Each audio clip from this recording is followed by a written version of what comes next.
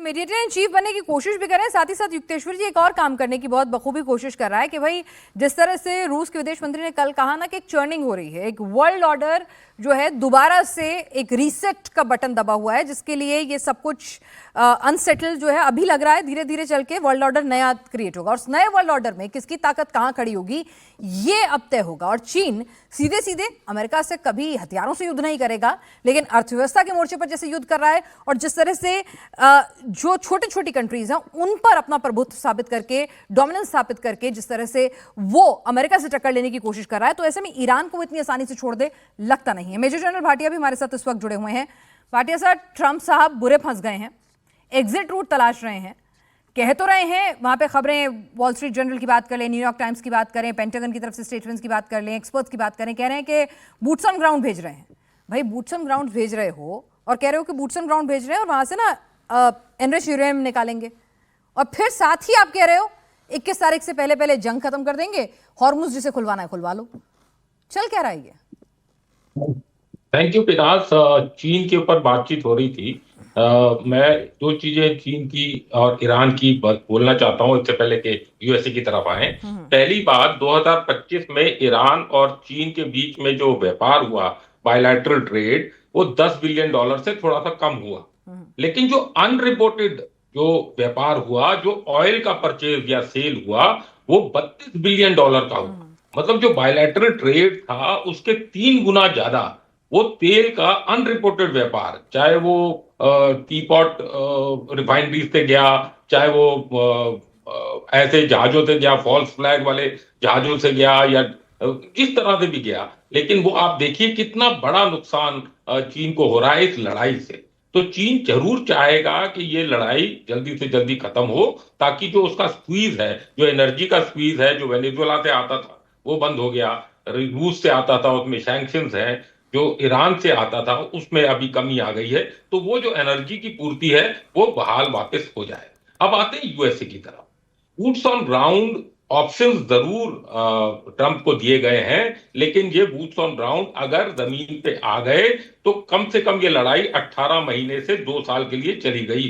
तो ये ना ट्रंप चाहते हैं ना कोई और देश चाहता है।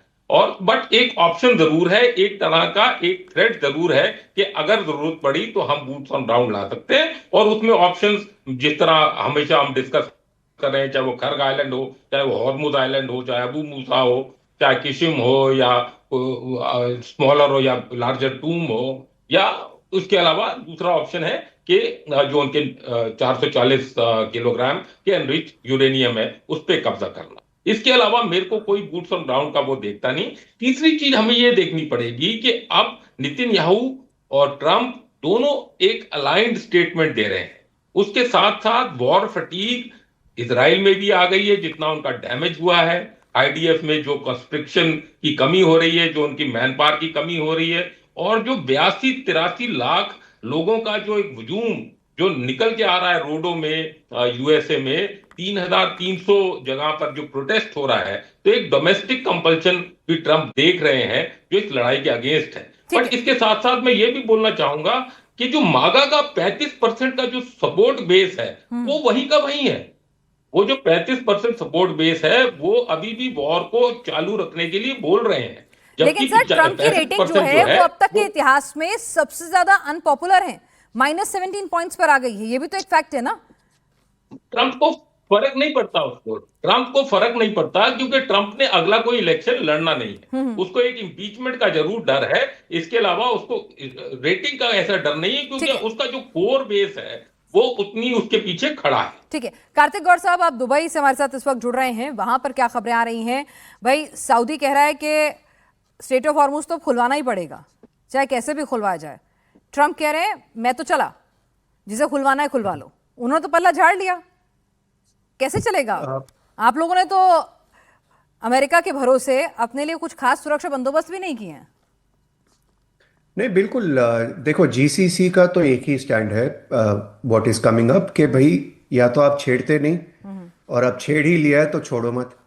ये लटकती हुई तलवार तो रख के मत जाओ। सो आप जो भी स्टेटमेंट देख रहे हो, इवन फ्रॉम यूएई और सऊदी, वो तो क्लियर है कि भाई this is not the time to stop.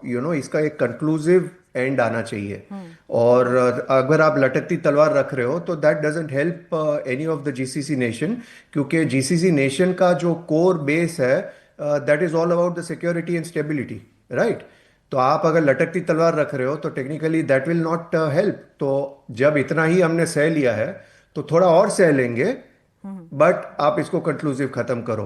तो मेरे हिसाब से जो बूट्स ऑन ग्राउंड वाला ऑप्शन है उससे अच्छा जो करंट प्लान है where you are picking up the top guys, और अगर एक दो और राइट एट द टॉप आप दो लेवल को और नीचे ला सकते हो, तो I think then we have a genuine sort of a conclusive end to the war whereby but Kartik Gaur, आपको मालूम है ना कि जिस तरह की उन्होंने एक पूरा फ्लो चार्ट बनाया हुआ है ना अपना, कि भाई ये खत्म हो जाए तो उसके बाद ये, इसके बाद ये, इसके बाद ये, और फिर आईआरजीसी की भी पूरी की पूरी लाइन है, ऐसा नहीं है कि वो नहीं है।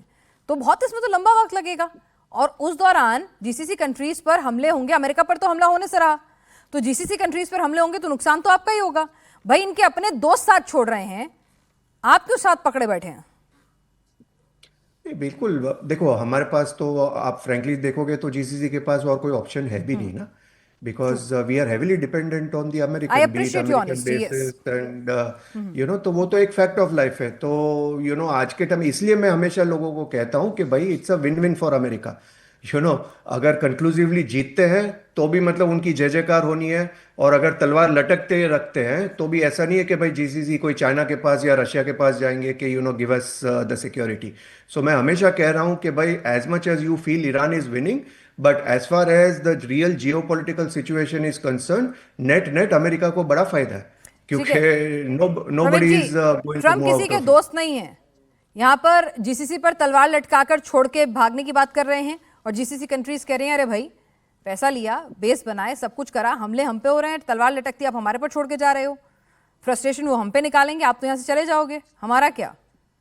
ये तो हेनरी किसिंजर ने बहुत क्लियरली बोला था कि भाई there are only American interest. Yes. तो अमेरिका का ये दोस्त होना उसके दुश्मन होने से भी ज्यादा खतरनाक है। It is more फेटल।